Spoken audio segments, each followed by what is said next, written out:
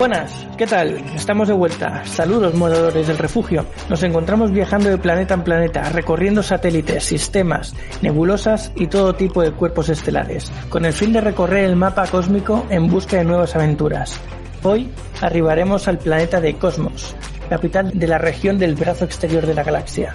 Eso sí, siempre acompañados de Alma. Un saludo en una semana más, aventureros. Y Daniel. Muy buenas tardes, aventureros. Y el que os habla, Víctor. Hoy no tenemos a Jaime, lo tenemos de viaje por ahí, así que le vaya bien el viaje, ya nos vemos otro día. Nada, tenemos algunas noticias del camino. Algunas naves comerciales con las que nos hemos cruzado nos han contado varias cositas. Y una es que, ¿os acordáis que os comenté en su día que iban a desmantelar el SETI por lo que había pasado, que se habían caído unos cables y demás? Sí. Pues dicen que lo quieren desmontar para volver a montarlo en condiciones, con nueva tecnología y demás. A ver qué pasa. Bueno, pues eso siempre es bueno. Eso es lo que dicen, luego que lo hagan ya es otra cosa. Y luego también se rumorea muy fuertemente que Henry Cavill está preparando la serie Mass Effect. ¿Alma? Sí, de hecho ha salido la noticia, el rumor, por así decirlo, hoy mismo. Y es porque el mismo actor, mientras estaba en un rodaje, ha sacado una foto suya en una de sus redes sociales en la que se veía un trozo de papel escrito con lo que parecía un guión.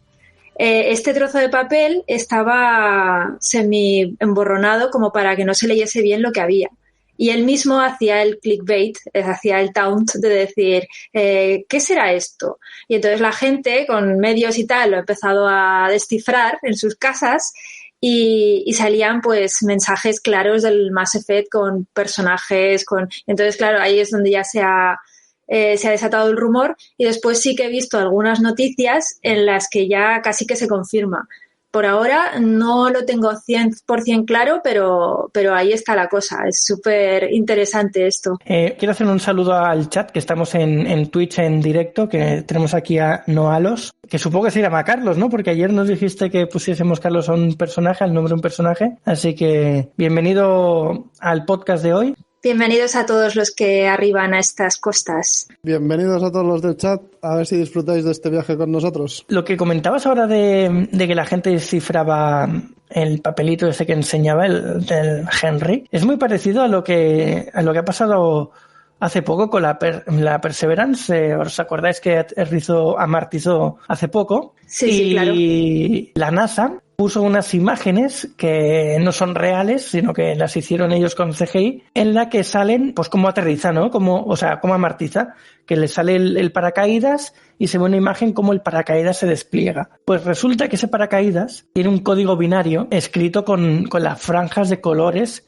del propio paracaídas, en blanco y en rojo. Y la NASA hizo un comunicado diciendo que se había sorprendido muchísimo que alguien solo después de 6 horas de haber publicado ese vídeo, ya hubiese gente que lo había descifrado y lo había descifrado además correctamente. Claro, es que somos muchos en el mundo y mucha gente que le encanta sobre todo el tema del misterio y de resolver cosas así un poco curiosas, ¿no? Entonces es lógico que haya muchas mentes brillantes por ahí que no necesariamente tengan que ser ingenieros de la NASA.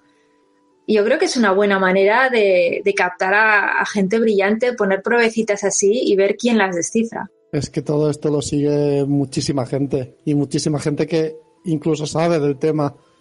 Así que la probabilidad de que acabase saliendo alguien que descifrase eso no era tan baja, en verdad. No, pero fue curioso, ¿no? Que él descifrara además todo el paracaídas, porque es que habían varias capas, habían varias líneas de profundidad y lo descifró absolutamente todo. Fue bastante curioso. En una de las líneas salía la dirección en longitud y latitud del JPL y después también salía una frase que no recuerdo ahora cuál era, que dijo uno de los presidentes de Estados Unidos de que había que esforzarse para innovar o para algo así, no me acuerdo bien cómo era. Pero vamos, que habían varios datos y los descifró todos. Fue espectacular. Sí, mira lo que dice Nigromante en el chat. Nos pregunta que si creemos que la NASA lo hizo para buscar futuros candidatos para sus pruebas. Gente que descifra cosas que puedan ser útiles para la NASA. Yo pienso que, ¿por qué no? No es la primera vez que se hacen pruebas así, se dejan en la red y al que las descifre, pues bueno, hay gente detrás esperando a ver quién es para llamarle. Yo creo que puede ser de eso o puede ser como simple publicidad de la NASA o para, yo qué sé, para que la gente realmente se involucre más con todo el proyecto espacial. Pueden ser pero no veo para nada extraño que coloquen cosas así para captar futuros candidatos, gente brillante, genios. Yo creo totalmente que está hecho para captar gente. Puede que para algunos sea curiosidades o que lo hagan por probar suerte y tal, pero yo creo que estas cosas las acaban poniendo adrede porque al final ellos ya saben lo que ponen, no es para ellos el mensaje, es para los que lo sepan descifrar. Además tenemos alguna película que trata este tema, ¿no? Como creo que se llama Mercury Rising. Ah, sí, la de Bruce Willis con el niño autista. Correcto. Es el claro ejemplo, ¿no? De eso que estamos diciendo. Sí, es eso, exactamente. En esa película, si mal no recuerdo, lo ponen en un pasatiempos. En un pasatiempos, exacto. Una sopa de letras creo que era. Sí. Bueno, pues tras saludar como es debido y presentarnos al líder de la facción, nos adentramos en dirección a la cantina, donde como es habitual nos sentaremos y hablaremos mientras llenamos nuestros estómagos. En el episodio de hoy hablaremos de ciencia ficción. Y como ciencia ficción, pues aparte de literatura que además nos ha llevado a muchas películas, pues tenemos esto, ¿no? Muchas películas que se dedican a ciencia ficción y que nos dan ese plus que no nos da la literatura, que son las imágenes, ¿no? Nos muestran qué es lo que hay de nuevo. Y bueno, ¿queréis hablar de alguna en concreto para empezar o voy sacando la lista? La lista está bien. Pues vamos a hablar primero de La Llegada. No sé si la habréis visto o qué os ha parecido. Sí, la vi hace tiempo. A mí me pareció muy interesante. Es una película a mí me pareció lenta, pero dentro de este concepto de película tranquila te iba metiendo en la intriga de lo que estaba pasando. A mí lo que ha dicho Alma me pareció un poco lenta. Me gustó porque está entretenida la trama y demás, pero no es una de las películas que más me llamaron la atención. Me pareció un poco lenta, que es lo que ha dicho ella. Bueno, pues para mí esta película fue una revelación, porque después de una época sin películas que me llamaran a mí la atención, no me despertó una energía, me dio un empujón para seguir creando e imaginando posibles realidades diferentes a las que nos plantean los medios últimamente.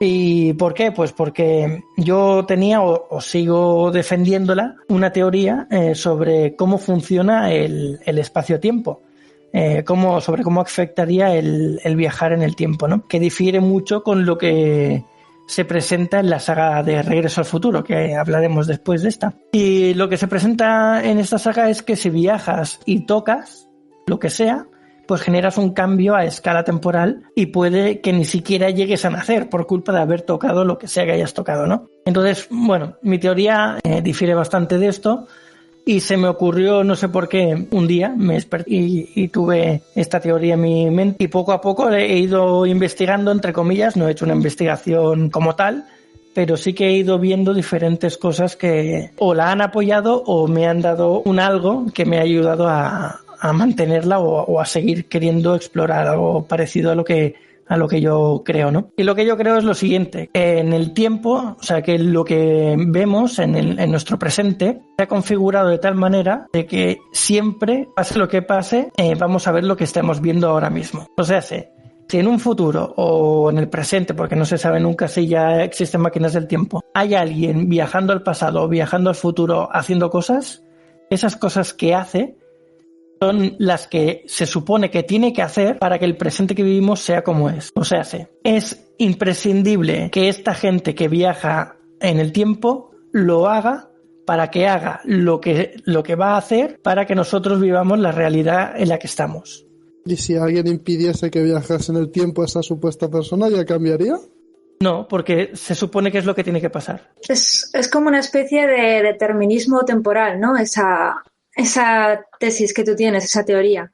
Es como que lo que tiene que pasar tiene que pasar y los hechos se amoldan a que eso suceda. Es eso, ¿no? Lo que quieres decir. Sí, es algo parecido a esto. Vale, esto sería parecido un poquito a la teoría también lineal del tiempo de Regreso al Futuro y muchas otras, que se basa en que lo que pasa puede ser cambiado o no. En tu caso, con esta tesis que tienes, este determinismo del tiempo, de lo que ya sucede, tendría que suceder necesariamente. En el caso de Regreso al Futuro, si cambias algo, cambia completamente, incluso puede que no llegues a nacer si cambias algo de tu pasado. Es una teoría lineal de tiempo. Pero ahora yo creo que en la ciencia ficción está más de moda que los viajes en el tiempo no sean lineales. Es decir, el tiempo solo puede ir hacia adelante, nunca puede ir hacia atrás. Esto, hasta donde sabemos en la física actual, es imposible. Pero sí que sería posible que tú viajases a dimensiones paralelas, de las que se dice que hay infinitas dimensiones, en las que pudieses moverte a otro lugar de esa línea temporal en esa dimensión. Entonces, ¿qué pasaría? Que si tú viajas a otra dimensión paralela en la que puedes cambiar algo que te pasó en el pasado, cambiaría para esa dimensión, pero no para la que dejas atrás. Es decir, en teoría te moverías entre mundos y esta es la teoría de viaje dimensional temporal que yo creo que en la ciencia ficción ahora está más de moda, más que la teoría lineal de si viajas al pasado cambias tu presente. No sé, ¿qué opináis? Yo creo que es eso, que si tú viajas al pasado, la de que si tocas algo lo cambias todo y demás, no creo que se ocurra. Yo creo que creas eso, un universo paralelo en ese momento. Porque en lo que sabe la ciencia ficción de que viajan al pasado, si cambia algo, cambia todo, tendrías que cambiar tú. Sí, en algunas dicen que no llegarías a nacer ni nada, pero todos los recuerdos de lo que supuestamente has vivido que ya no existen, los sigues manteniendo. O sea que realmente no deberías de acordarte de ellos. Y yo creo que la idea que más me gusta a mí es la de que si viajas al pasado y cambias algo, sí cambia, pero esa línea temporal, estás creando otra línea temporal distinta a la que tú vivías. Y si vuelves a tu mundo no habrá cambiado nada, simplemente que esa nueva línea temporal irá por otro lado. La diferencia que hay con Regreso al Futuro es que Marty está viviendo su presente. Aunque viaje al pasado o al futuro, él está viviendo su presente. Entonces, aunque él no vaya a nacer en un futuro diferente, para él es su presente, él sí que existe igualmente. Lo que se plantea también en Regreso al Futuro es que si él cambia el pasado, él desaparece. Pero claro, son teorías diferentes. Puede ser la que plantea la película, que si cambias el pasado tú ya no naces y entonces tienes que desaparecer, como le pasa a la primera peli. O está la otra que, como tú estás viviendo tu presente aunque estés en el pasado, tú sigues existiendo porque ya existes. Y aunque cambies la línea temporal en la que estás para que tú no nazcas, tú ya existes, así que no tienes por qué desaparecer. ¿Sabes? Es que hay muchas variantes dentro de las teorías estas de las líneas temporales. Y lo que decía Alma ahora es un paso más allá de la teoría que yo tengo. O sea, el cambio de dimensión sería el siguiente paso de la teoría de la línea temporal que yo he explicado. Sería algo más. La siguiente línea, la siguiente fase.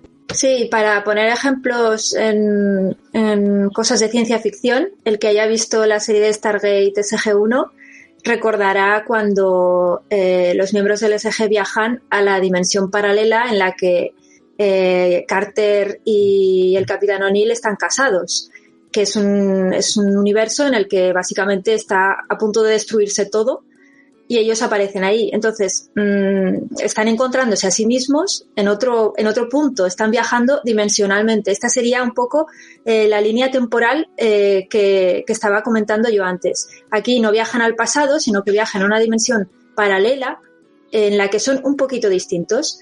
Y este es el tema en donde se mueven las líneas temporales. Podría ser un poco antes, un poco después. En este caso, en este ejemplo, viajan temporalmente, yo creo que a la par, pero en otra dimensión. Podrían haber viajado antes o después. Era para ejemplificar un poco. Hay muchos ejemplos de estos. Ya te digo, hay miles de detalles que se pueden introducir en estos temas. Entonces, como lo decía ahora de Regreso al Futuro, que puede ser que desaparezca o que no, ahí tienes 1000 cosas diferentes, 1000 teorías que puedes aplicar de las maneras que quieras. Claro, y esto es un campo para la fantasía abonado, porque ahí ya te plantas en multiversos y tienes todo lo que quieras. Fíjate Marvel, por ejemplo, que va a empezar ya con el tema de los multiversos, lo que va a salir de ahí.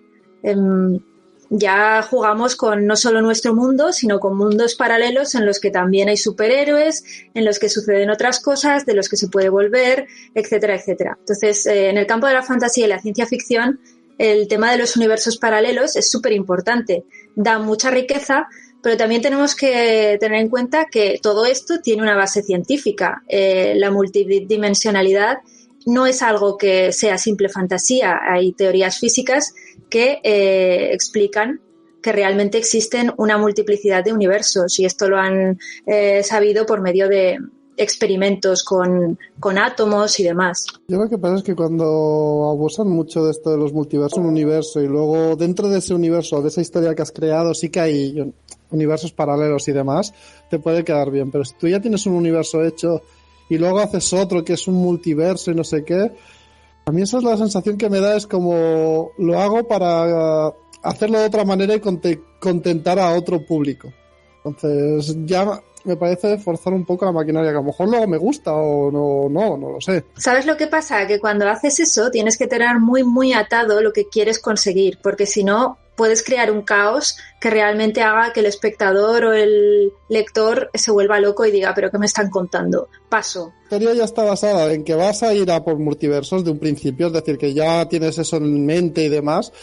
Te puede quedar bien, pero si lo haces a posteriori, he hecho ya una historia y quiero crear un multiverso ahora para hacerlo de otra manera, es como...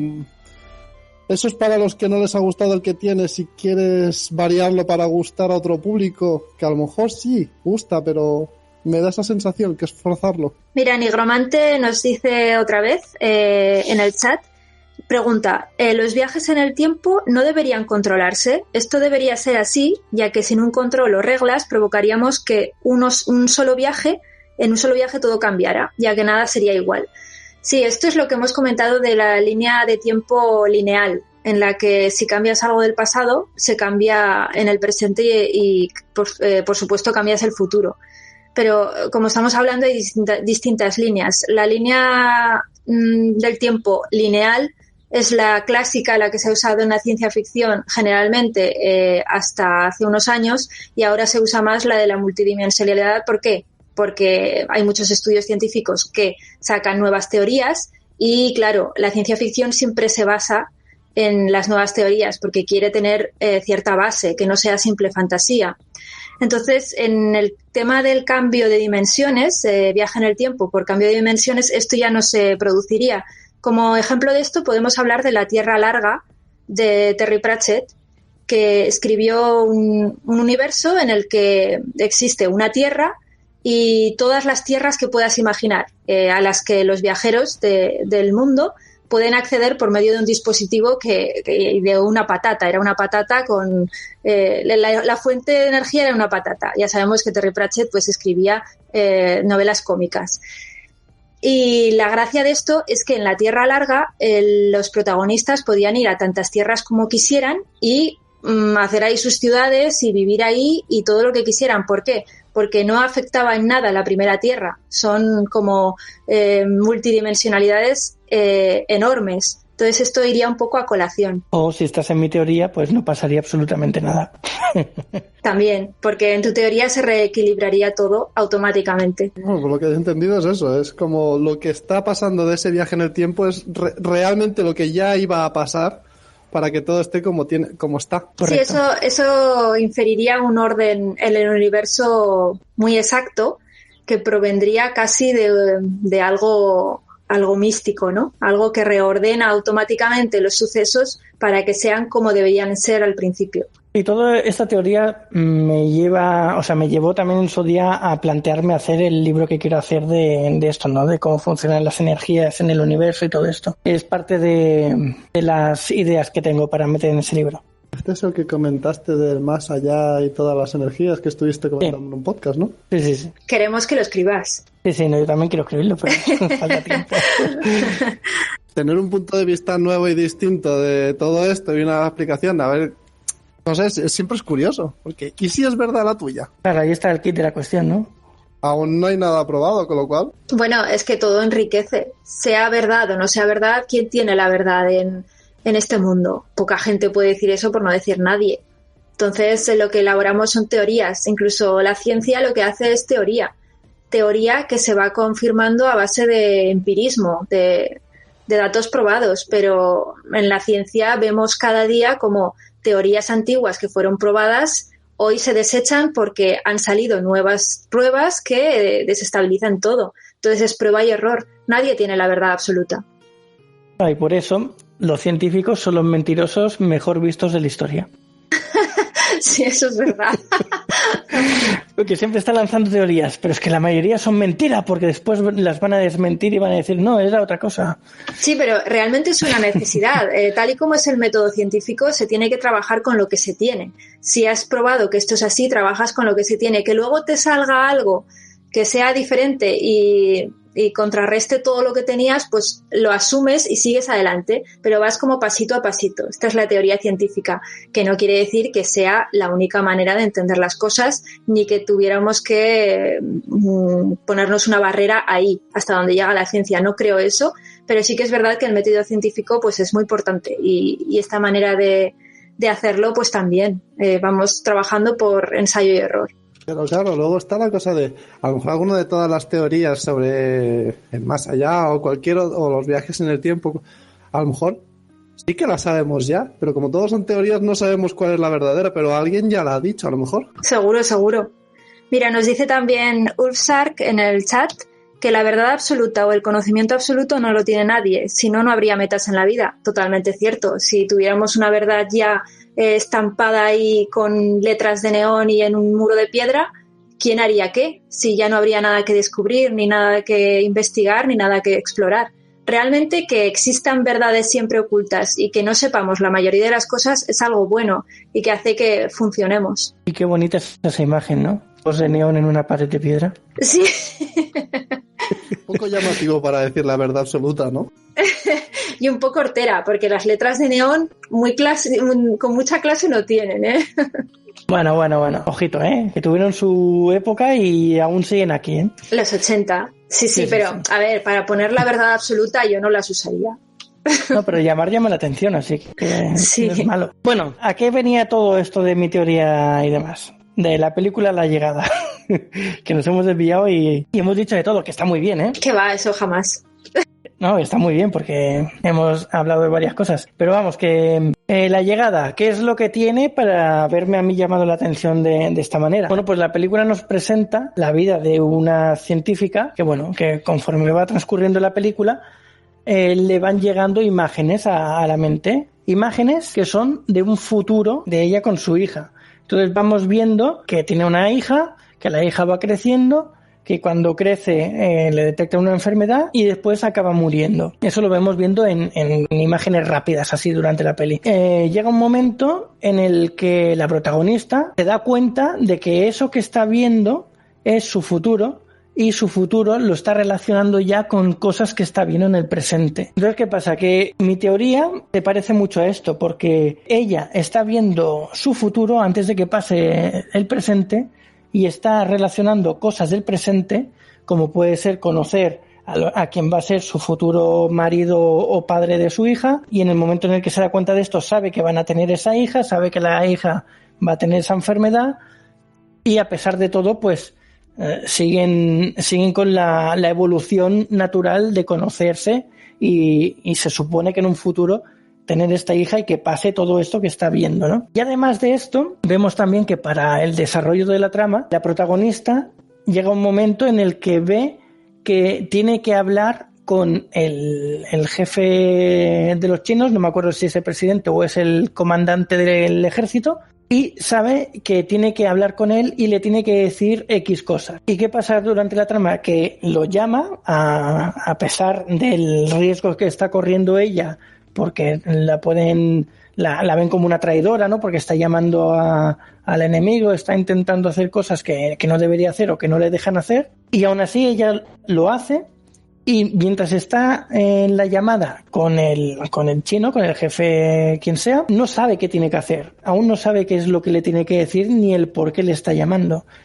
Y durante la llamada le van llegando más flashes. Empieza a ver la conversación futura que va a tener con este hombre y le va a retransmitir por el teléfono esas palabras que él le dijo a ella en el futuro cercano para convencerlo para que no haga lo que va a hacer, que es atacar a los ovnis que han venido al planeta Tierra y que están ahí pacíficamente, pero todo el mundo los está viendo como una amenaza. Entonces, gracias a esos flashes y a ver el futuro antes de que pase y hacer que el presente sea como tiene que ser para que lleguen a ese futuro, pues es lo que a mí me hizo pensar la teoría esta que yo tengo, que se parece bastante a lo que hacen aquí en esta película. No sé si vosotros la habéis visto así. Sí, está claro. Es lo que tú dices. Es una película que te muestra una serie de... Es como una línea temporal lineal que permite pues las premoniciones, por así decirlo, o los recuerdos del futuro. Esto, claro, con una línea así es muy fácil jugar con el tema de las profecías, de conocer el futuro, todo este tema, todo este tipo de posibilidades existe porque, de hecho, la línea de tiempo es lineal. Es decir, lo que pasó, lo que pasará y hoy es el presente. Todo va en línea. Entonces, si pudiéramos viajar en el tiempo de esta manera, desde el futuro se podría mandar mensajes y de ahí surgirían pues las profecías, de ahí surgirían las premoniciones, los mensajes sobre cosas que van a suceder. En una teoría del tiempo no lineal esto no puede darse porque el futuro nunca está escrito, no se sabe lo que existe después. Pero sí, es lo que tú dices. Sí, a ver, esto es lo que tú comentabas de tu teoría, Víctor, pero lo que has dicho es... Ella ve imágenes de que habla con este comandante o emperador chino, no recuerdo yo tampoco, pero cuando le llama ella no sabe qué le tiene que decir, lo va viendo por imágenes, pero aún así le llama. Pero lo hace por voluntad propia, porque cree que esas imágenes son importantes. Pero si no le llega a llamar, ese futuro no habría ocurrido, el que ve en sus visiones. Claro, y eso es lo que se conoce como una premonición. Básicamente. Entonces la idea es esa, ¿no? Que ella hace lo que tiene que hacer para que ese futuro sea como ella lo está viendo. Pero no porque obligatoriamente hubiese tenido que ser así, es como decisión suya ahí. Sí. Ella tenía el control de que eso ocurriese. Claro. Sí, claro, pero ella si recibe esos mensajes entiende que los recibirá por una razón. Hay un motivo para ello, si no, no los recibiría. Por eso les da tanta credibilidad y sabe que tiene que seguirlos. Claro, la idea es que todos y cada una de las personas, animales, seres vivos, todo lo que hay en el planeta está actuando como está actuando para que pase lo que tiene que pasar. ¿Sabes? Si alguien, por dar una teoría así rara, si tú tienes que ir por esta calle y en vez de ir por esa calle que por la que tienes que ir para que pase X, no vas y vas por otra, habrá otra persona que haga lo que tú tenías que haber hecho para que pase lo que tenga que pasar, ¿sabes? Es un poco rebuscar un poco las tramas para que al final tenga cabida esta teoría. Sí, se basa en un determinismo. Es como que la historia está determinada, tiene que pasar así y así pasará. Y aunque tú te muevas, no vas a cambiar gran cosa porque las ondas llevarán al mismo final del río. A mí personalmente esta teoría no me gusta mucho. ¿Por qué? Porque el hecho de que todo esté prefijado es algo que nunca me ha gustado. Yo prefiero pensar que tenemos el total control de nuestras vidas y que podemos cambiarlo todo, básicamente. Podemos cagarla mucho o podemos hacer grandes cosas. Está en nuestra voluntad y está en nuestras posibilidades. Por eso a mí esta teoría no me gusta mucho, me gusta más la otra. Pero bueno, sí, es una posibilidad. Sí, no, a ver, gusta más pensar que eres libre de cambiar y de decidir todo. Luego lo que sea real o no, eso no lo sabemos. Todo esto también me están recordando, ahora que hablamos de premoniciones, es como las de Destino Final. Al fin y al cabo tiene una premonición de la muerte de una explosión de un avión, no, Destino Final. ¿Sí, no? Sí. Y al final, pues, no puedes cambiarlo. Lo que iba a ocurrir sí o sí. Si no era en ese momento, es a posteriori, de otra manera. Lo que pasa es que en este caso es muy individual, ¿no? Muy personal. Tú tienes que morir y vas a morir. Sí, es más sencillo, pero al fin y al cabo no deja de ser lo mismo. Sí, pero es eso, a esa escala más reducida, no más a la persona en concreto. Pero sí, es más o menos lo mismo. A ver, a mí mi teoría tiene sus pros y sus contras. Lo que le veo de bueno es eso, ¿no? Que nadie que pueda conseguir una máquina del tiempo nos va a fastidiar todo lo que ya hemos vivido. Eso es el lado bueno de esta teoría. El lado malo, pues es lo que habéis dicho, ¿no? Que estamos como si fuésemos esclavos. Tenemos que hacer lo que tenemos que hacer y sin tener control absoluto de nuestra vida. Ese es el lado malo, que ese lado a mí tampoco me gusta. Por mucho que la teoría la haya, entre comillas, la haya hecho yo, porque no es que la haya hecho yo, sino simplemente que a mí se me ocurrió en su día y parece ser que a otra mucha gente también se le ha ocurrido, por lo que hablo de la película esta de La Llegada, ¿no? Que parece ser que alguien también la ha tenido en mente y la ha plasmado en una película. Sí, sí, claro. Pero al fin y al cabo es eso. Luego puede ser que alguien tenga una máquina del tiempo y aunque viaje al pasado, no nos afecta a nosotros en el presente. Lo único que haga es crear un universo paralelo. No el tener una máquina del tiempo y tocar algo en el pasado puede implicar que tu presente se vea afectado. ¿O sí? Y a lo mejor estamos viviendo cada día una historia distinta y un mundo distinto, pero no lo recordamos porque lo han ido cambiando y no lo sabemos. Claro, todo eso son teorías que pueden pasar todas. Entonces, como no sabemos, es como lo que decías antes del más allá. Tenemos tantas teorías y tantas cosas posibles que alguna de ellas tiene que ser la correcta, pero como no sabemos cuál es, pues aquí estamos. Una película, ya que hablamos de esto, que trata muchísimo y muy bien el tema del tiempo y del desfase temporal, es Interestelar. Interestelar a mí me parece, aparte de una obra maestra, que realmente te hace ver cómo es posible que una persona pudiera envejecer o no envejecer respecto a otras que se quedan en la Tierra simplemente por el viaje que hace por el espacio, en centros de gravedad más grandes, etcétera. Recordad lo que pasa en el planeta cuando van al planeta este, que es una ola gigante. Ellos saben que tienen la masa crítica de este agujero negro muy cerca y que todo viaje que vayan a hacer al planeta, para ellos será una hora, pero para el que se quede fuera serán años. Y así es como pasa. Ellos están apenas una hora en el planeta y cuando suben, su compañero que se ha quedado arriba y que, por cierto, sabía que esto iba a pasar y se dedicó a sus estudios, pasó 25 años en la nave esperándolos simplemente en la órbita del planeta al que entran. Entonces, aquí ya entramos en el tema de la física teórica que entronca con la ciencia ficción y para ello Interestelar me parece una obra maestra que lo refleja. Sí, no, Interestelar se dice que es de las películas mejor representadas científicamente, tanto todo eso que has dicho como el propio agujero negro. Decían que no se tenían imágenes de ningún agujero negro, pero lo que hay representado en la película es lo más fiel posible a los datos que tenemos actualmente o actualmente cuando se hizo la película. Pues es curioso por eso, ¿no? Porque en muchas películas de ciencia ficción, muchos les gusta la ciencia ficción dura, se queja de eso precisamente, que no son fieles a lo que la teoría científica expone.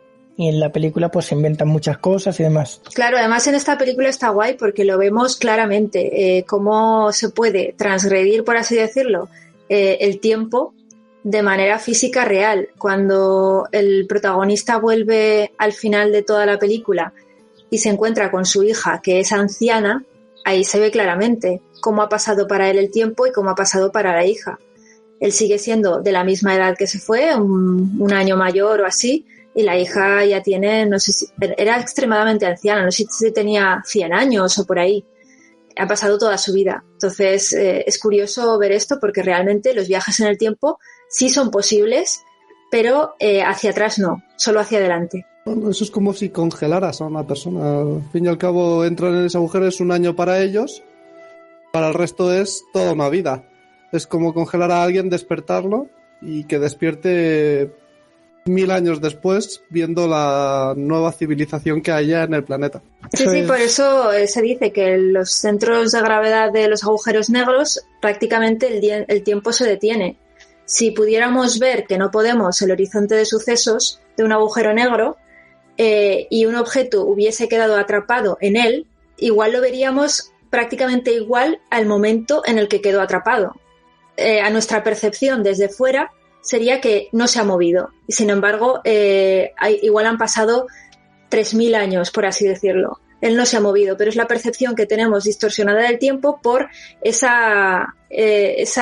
lapso temporal que crea un agujero negro, que es el cuerpo del universo más potente, ¿no? En ese sentido. Y el que más desconocemos. Sí, es fascinante, la verdad. A mí me parece fascinante. Hay tantas cosas del universo que no conocemos, pero sí, los agujeros negros no solo no los conocemos nada, sino que va a costar que podamos entenderlos y comprenderlos. Bueno, es que en realidad no sabemos nada, casi nada fuera de nuestra atmósfera. Y aún así, dentro de nuestra atmósfera, la mayoría del planeta aún no está investigado. O sea, los océanos, las profundidades marinas, hay un gran porcentaje de las que se desconoce lo que hay. Así que imagínate descubrir todo lo que hay allí fuera. Es que en las profundidades abisales se dice que las condiciones son más inhóspitas todavía que en el espacio exterior. Es decir, es más fácil que vayamos al espacio que lleguemos con un hombre a las profundidades más abisales del planeta, porque la presión a la que están sometidas, pues no, ni con un aparato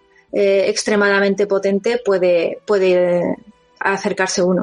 Claro, que solo teniendo en cuenta que las fosas de las Marianas, que creo que es el que más profundo está a 10 kilómetros de profundidad, me parece recordar, y que cada 10 metros de profundidad es una atmósfera, pues empieza a contar la cantidad de presión que hay ahí abajo. Sí, es algo espectacular. Si habéis hecho buceo, lo comprenderéis perfectamente. En buceo se puede bajar fácilmente hasta los 30 metros, 30, 32. Cuando eres un poco más avezado puedes bajar hasta los 50 metros, pero ya tienes que empezar a combinar gases, tienes que tener ya mucha preparación. Estamos hablando de 50 metros, que es que no es nada, es como un edificio. Y ya más allá ya es difícil bajar, tienes que ya bajar con trajes muy especiales y ya más allá necesitas un batiscafo o un dron que baje él solo, porque la presión es tal. Es que, claro, cada metro que bajas bajo el mar es todo el peso del océano entero sobre ti. Es el peso, es literalmente el peso que te comprime y estás en esa atmósfera ahí metido, enclaustrado. Entonces, claro, es apabullante. Es más fácil ir por el espacio exterior que a este nivel de atmósfera bajo el océano. No está claro. Es más fácil crear el vacío en un saco, o sea, en el traje espacial, que crear una armadura que aguante la presión que hay debajo del agua. Está claro. Pero bueno, son cosas a las que llegaremos. Es lo que sí, es lo que decías. No conocemos nuestro propio planeta en su totalidad. Y ya no solo los océanos, seguro que hay rincones que desconocemos, sitios que no hemos llegado a ver, ninguno, ocultos, vete tú a saber. Islas, principalmente. Hay islas que no conocemos, pero tampoco te creas que queda mucho, ¿eh? Tampoco te creas. Bueno, pues seguro que algún rincón no conocemos todavía. Pues hasta que no conozcamos todo lo que nos rodea, va a ser difícil que lo de más allá tengamos conocimientos, por lo menos absolutos. Bueno, vamos a ir dejándolo por aquí. Se nos ha consumido todo el tiempo. Vamos a emplazar el resto de la lista que tenía aquí apuntada para este capítulo o para este episodio. Lo dejaremos para el siguiente. Así que, tras tanta charla y llenar nuestros estómagos de deliciosa comida y bebida, saldremos del planeta en busca de alguna otra aventura. Pero no antes de deciros alguna de nuestras redes sociales y el email para contactarnos. refugiodelaventurero@gmail.com es el email del programa donde podéis decirnos lo que queráis, darnos temas de conversación o temas que tratar nosotros, o si queréis intervenir de alguna manera en el programa, todo nos lo podéis enviar aquí a este email, a refugiodelaventurero@gmail.com. Después Alma tiene su Facebook, que es @alma_mínguez-herrera. Y después tanto Daniel como yo tenemos nuestras redes sociales de la saga de libros que tenemos, que es @sagagaldin. Y nada, muchas gracias por escucharnos y nos vemos pronto en el siguiente programa del Refugio del Aventurero. Acordad de cerrar la puerta al salir que hace frío. Y buen viaje, aventureros. Muchas gracias por seguirnos una semana más y es un placer estar aquí con vosotros. Hasta la semana que viene, aventureros. Gracias a todos por estar aquí, tanto en el chat como escuchándonos a través del podcast. Y nos vemos la siguiente semana. Ir con cuidado en el camino, aventureros.